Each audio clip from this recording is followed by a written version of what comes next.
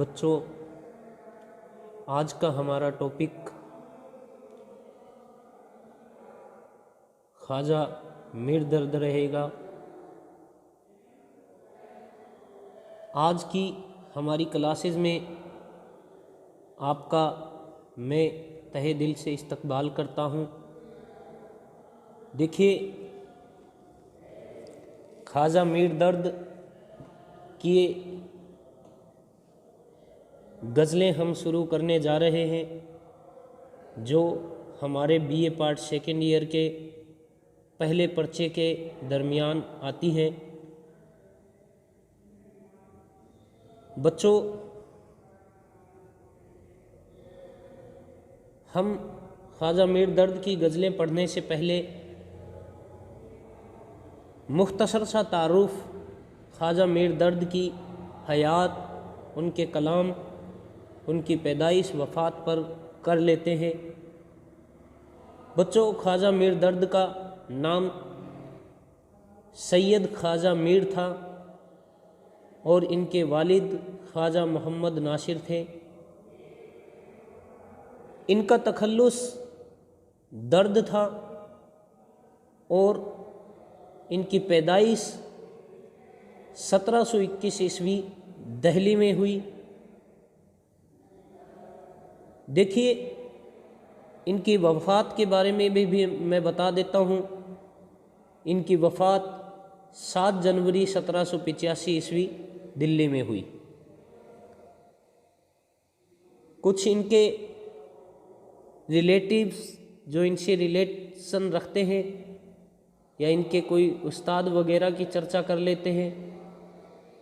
ان کے ایک استاد تھے خاں آرزو سراج الدین علی قائم چاند پوری، یہ بھی ان کے استاد تھے، اور میر اثر، یہ ان کے بھائی تھے۔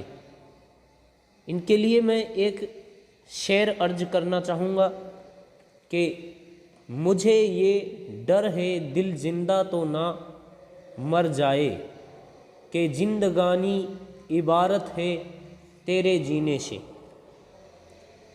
چلیے ان کو شروع کرتے ہیں۔ خواجہ میر درد کو اردو میں صوفیانہ شاعری کا امام کہا جاتا ہے، یعنی ان کے کلام میں تصوف کی ہمیں آمیزش دیکھنے کو ملے گی۔ صوفی شاعر بھی ان کو کہا جاتا ہے۔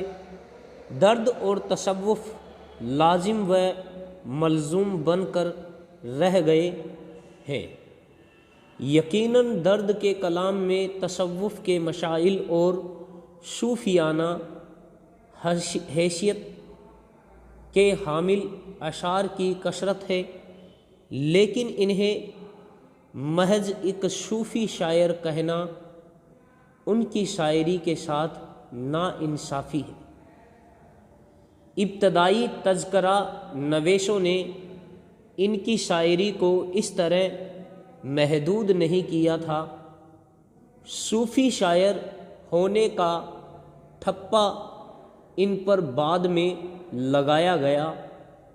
میر تقی میر نے جو اپنے سوا کم ہی کسی کو خاطر میں لاتے تھے، انہیں ریختہ کا زور آور شاعر کہتے ہوئے انہیں خوش بہار گلستان سخن قرار دیا۔ محمد حسین آزاد نے کہا کہ درد تلواروں کی آبداری اپنے نستروں میں بھر دیتے ہیں۔ مرزا لطف علی صاحب گلشن سخن کے مطابق درد کا کلام سراپا درد و اشر ہے۔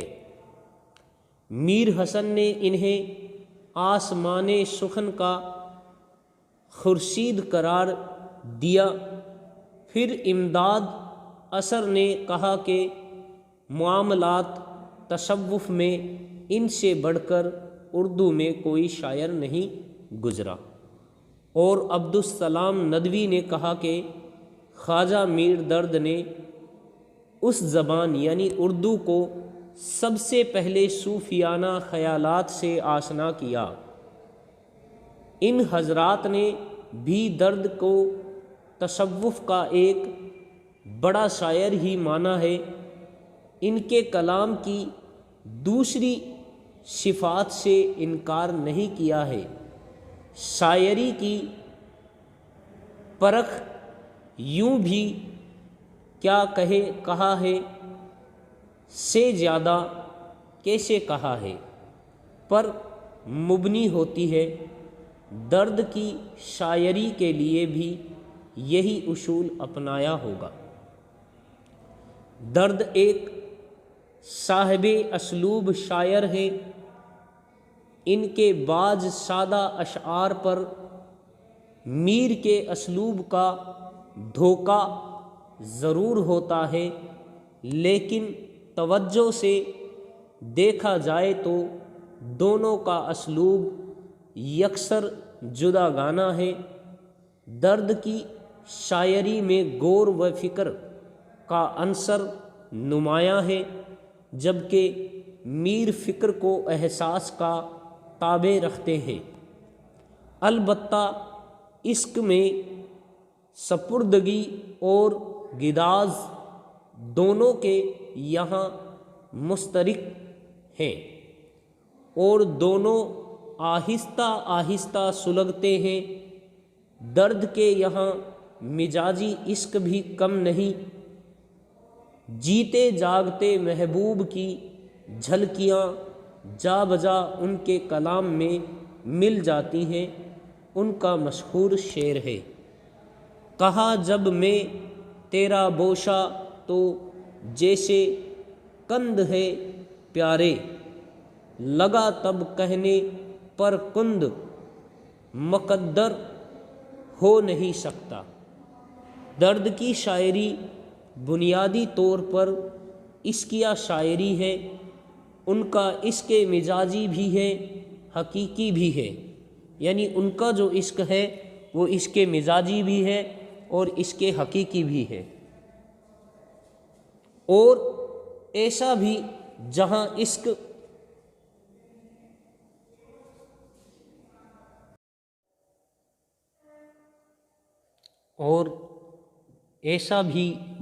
عشق و مزاج کی سرحدیں باقی نہیں رہتیں، لیکن ان تینوں طرح کے اشعار میں احساس کی صداقت واضح طور پر نظر آتی ہے۔ اس لیے ان کے کلام میں تاثیر ہے جو صناعی کے شوقین شعراء کے ہاتھ سے نکل جاتی ہے۔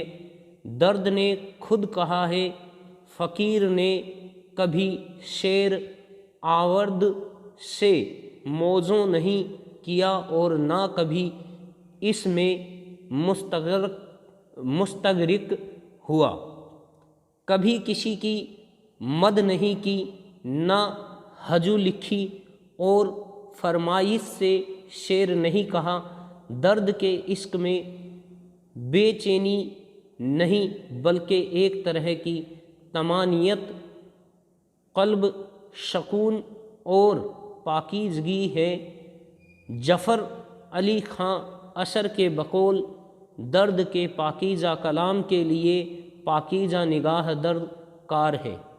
درد کے کلام میں عشق و عقل، جبر و اختیار، خلوت اور انجمن سفر در سفر ہے۔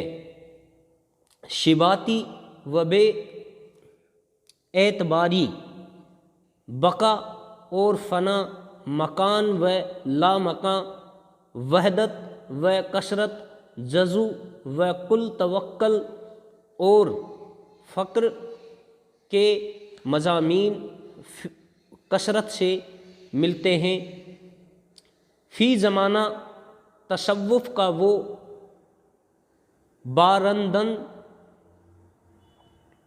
جس کے درد تاجیر تھے، اب فیشن سے باہر ہو گیا ہے، اس کی جگہ سنجیدہ طبقہ میں سرمد اور دومی کا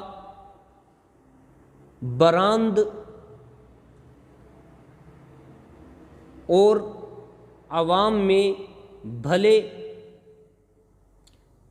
شاہ سلطان بابو اور دمادم مست قلندر ولا براند زیادہ مقبول ہے۔ غزل کی شاعری برملا کم اور اشاروں میں زیادہ بات کرتی ہے، اس لیے اس میں معانی کی حسب منشا جہات تلاش کر لینا کوئی مشکل کام نہیں۔ یہ غزل کی ایسی طاقت ہے کہ وقت کے تند جھونکوں میں بھی اس چراغ کو نہیں بجھا سکے۔ ایسے میں اگر مجنوں گورکھ پوری نے درد کے کلام میں کہیں دبی ہوئی اور کہیں اعلانیہ، کبھی زیر و لب اور کبھی کھلے ہونٹوں شدید طنز کے ساتھ زمانہ کی شکایت اور زندگی سے بیزاری کی علامتیں تلاش کیں تو بہر حال ان کا ماخذ درد کا کلام ہی تھا۔ مجنوں کہتے ہیں درد اپنے زمانہ کے حالات سے ناآسودگی کا اظہار کرتے ہیں۔ درد کے کلام کو ان کے زمانہ کے معاشرتی اور فکری ماحول اور ان کی نجی شخصیت کے حوالہ سے پڑھنا چاہیے۔ جہاں تک پیرائے بیان کا تعلق ہے، اپنی بات کو دبے لفظوں میں تسنا، وضاحت چھوڑ جانا درد کو تمام دوسرے شعراء سے ممتاز کرتا ہے۔ اس طرح کے اشعار میں ان کہی بات وضاحت کے مقابلہ میں زیادہ اثردار ہوتی ہے۔ حیرت و حسرت کا یہ حسن خان نے حسرت کا یہ دھندلا شا اظہار ان کے اشعار کا خاص جوہر ہے۔ اس سلسلہ میں رشید حسن خان نے پتے کی بات کہی ہے۔ وہ کہتے ہیں درد کے جن اشعار میں خالص تصوف کی اصطلاحیں استعمال ہوتی ہیں یا جن میں مجازیات کو صاف صاف پیش کیا گیا ہے، وہ نہ درد کے نمائندہ اشعار ہیں نہ ہی اردو غزل کے۔ یہ بات ہم کو مان لینی چاہیے کہ اردو میں فارسی کی صوفیانہ شاعری کی طرح بلند پایا متصوفانہ شاعری کا فقدان ہے۔ ہاں، اس کے بجائے اردو میں حسرت، تشنگی اور یاس کا جو طاقتور آہنگ کار فرما ہے، فارسی غزل اس سے بڑی حد تک خالی ہے۔ مجموعی طور پر درد کی شاعری دل اور روح کو متاثر کرتی ہے۔ جذباتیت اور شاعرانہ استادی کا اظہارانہ ان کا شعار نہیں۔ درد موسیقی کے ماہر تھے، ان کے کلام میں بھی موسیقیت ہے۔ درد تبھی شعر کہتے تھے جب شعر خود کو ان کی زبان سے کہلوا لے۔ اسی لیے ان کا دیوان بہت مختصر ہے۔ تو چلیے، آج یہ ہم نے جانا کہ میر درد کے کلام کی تھوڑی سی خوبی۔ اگلا جو ہمارا ویڈیو ہوگا، جو ہماری ان کے کلام پر جو اگلی ویڈیو بنے گی، وہ ہم آگے کریں گے۔ تھوڑا سا ان کے خصوصیات کلام پر چرچا کر لیتے ہیں کہ درد کی غزلیں بہت سادہ سلاست اور روانی لیے ہوتی ہیں، خیالات میں سنجیدگی اور متانت کے ساتھ ساتھ درد و کشک سوز و گداز ان کی شاعری کی خصوصیات ہیں۔ جیسا تصوف انہوں نے بیان کیا ہے اردو میں آج تک کسی نے نہ کیا ہوگا اور نہ کوئی کر سکے گا۔ غزلوں میں اپنی انفرادیت کے سبب وہ سب سے الگ ہیں۔ ان کے یہاں عشق مزاجی کی چاشنی کے ساتھ عشق حقیقی کی لذت بھی ہے۔ وحدت الوجود اور وحدت الشہود ان کی پسندیدہ موضوعات ہیں۔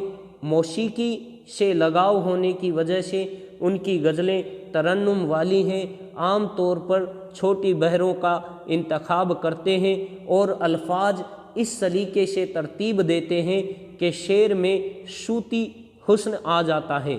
زبان صاف، سادہ، شیریں، محاوروں کی چاشنی، تشبیہات اور استعارات کی چاشنی ان کے کلام کی خصوصیات ہیں۔ دیکھیے کچھ نمونہ آپ کے سامنے پیش کرتا ہوں۔ سینہ و دل حسرتوں سے چھا گیا، بس ہجوم یاس سے جی گھبرا گیا۔ وائے ناکامی کے وقت مرغ یہ ثابت ہوا، خواب تھا جو کچھ کے دیکھا جو سنا افسانہ تھا۔ اس کے علاوہ ان لبوں نے نہ کی مسیحائی، ہم نے سو طرح سے مر دیکھا۔ کچھ تعارف اور کر لیتے ہیں درد کے بارے میں۔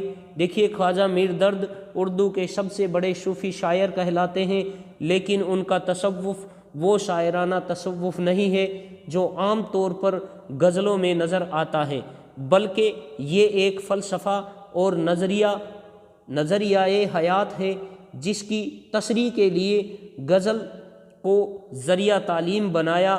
درد کا تصوف ان کی ساری زندگی کا عمل اور تجربہ ہے۔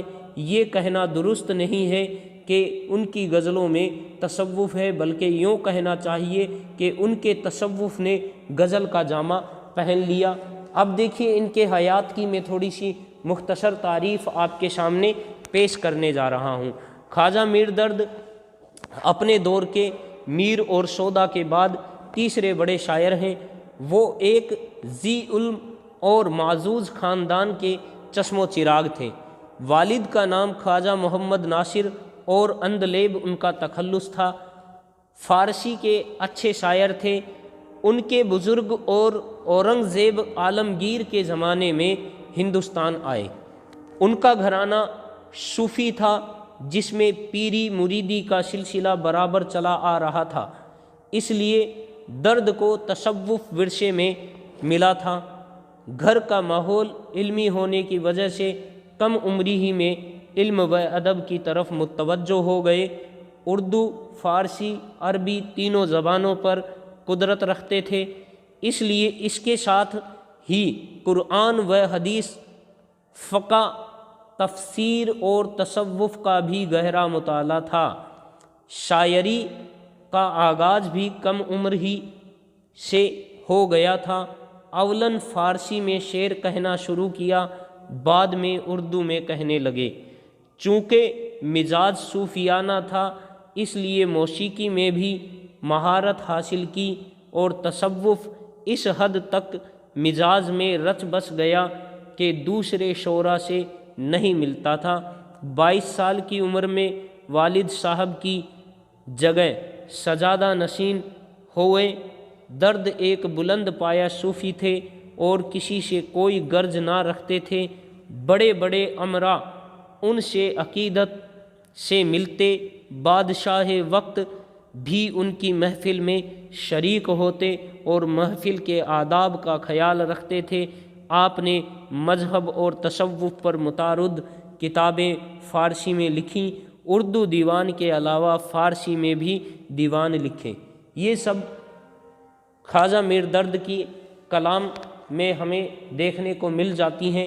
جو ہم نے خصوصیاتیں پڑھی، یہ اردو ادب کا چراغ 7 جنوری 1785 عیسوی کو بجھ گیا اور صوفی شاعری میں جو ان کا مقام ہم نے دیکھا، جو ہم نے ابھی جانا، کل سے ہم اپنے اگلے جو ویڈیوز ہوں گے اس میں ہمارے جو نصاب میں شامل غزلیں ہیں ان پر چرچا کریں گے، اور ایک غزل میں آپ کو جو کل ہم جس کی تشریح کرنے جا رہے ہیں اس کو پڑھ کر بھی سناؤں گا۔ دیکھیے بچوں، اب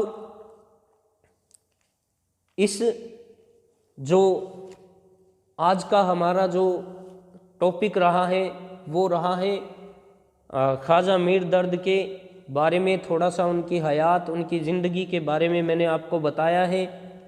خلاصے میں ہم ان کی غزلوں کے جو تشریح ہے وہ پڑھیں گے، ان کی جو غزلیں ہیں ان پر ہم چرچا کریں گے۔ ان کی کچھ بہترین غزلیں ہمارے نصاب میں شامل کی گئی ہیں، ان کو ہم پڑھیں گے۔ ایک غزل میں آپ کو ایک بار پڑھ کر سنا رہا ہوں، اس غزل کی تشریح ہم ہمارے اگلے ویڈیو میں شروع کریں گے۔ دیکھیے ان کی پہلی غزل جو ہمارے نصاب میں لگتی ہے وہ غزل یہ ہے: مدرسہ یا دیر تھا، کعبہ یا بت خانہ، ہم سبھی مہمان تھے، وہاں تو ہی صاحب کھانا تھا۔ وائے نادانی کے وقت مرگ یہ ثابت ہوا، خواب تھا جو کچھ کے، دیکھا جو سنا وہ افسانہ تھا۔ حیف کہتے ہیں ہوا گلزار تاراج خزاں، آسنا اپنا بھی وہاں ایک سبزائے بیگانہ تھا۔ ہو گیا مہماں سرائے کثرت موہوں میں آہ، وہ دل خالی جو تیرا خاص خلوت خانہ تھا۔ بھول جا خوش رہ ابس وہ سابقے مت یاد کر، درد یہ مذکور کیا ہے، آسنا تھا یا نہ تھا۔ یہ ان کی پہلی غزل ہمارے نصاب میں شامل کی گئی ہے۔ اس میں کچھ اس میں غزل کے اندر جو ٹف یا مشکل الفاظ آئے ہیں ان کی میں آپ کو تھوڑا سا بتا دیتا ہوں۔ جیسے پہلے شعر میں دیر کا معنی ہوتا ہے مندر، موہوم کا معنی ہوتا ہے فرجی یا قیاشی، حیف ہم کرتے ہیں حیف کرنا یعنی افسوس کرنا، وقت مرگ یعنی موت کے وقت، سابقے کا معنی ہوتا ہے واسطہ جان پہچان، اور خلوت خانہ کا معنی ہوتا ہے تنہائی کی جگہ۔ وائے کا معنی ہوتا ہے پھر سے افسوس، اور ابس کا معنی ہوتا ہے بیکار۔ تو یہ کچھ لفظ تھے جن کی میں نے آپ کے سامنے معنی بتائی۔ تو اگلا جو ہمارا جو ویڈیو ہوگا وہ ہم ان کی غزلوں کے جو تفسیر ہے، تشریح ہے، اس کو پڑھیں گے۔ شکریہ۔ آج کا ہمارا جو موضوع تھا وہ یہیں اختتام کو پہنچتا ہے۔ چلیے اس سلسلے کو کل آگے بڑھائیں گے۔